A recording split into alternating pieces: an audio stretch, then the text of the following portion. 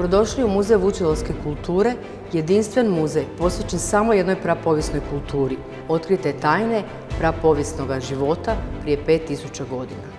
Dođite u Gradski muzej Vukovar, smješten u dvorcu grofovske obitelji Elc, razrušen u Domovinskom ratu, zatim obnovljen, prikazuje bogatu prošlost vukovarskog kraja.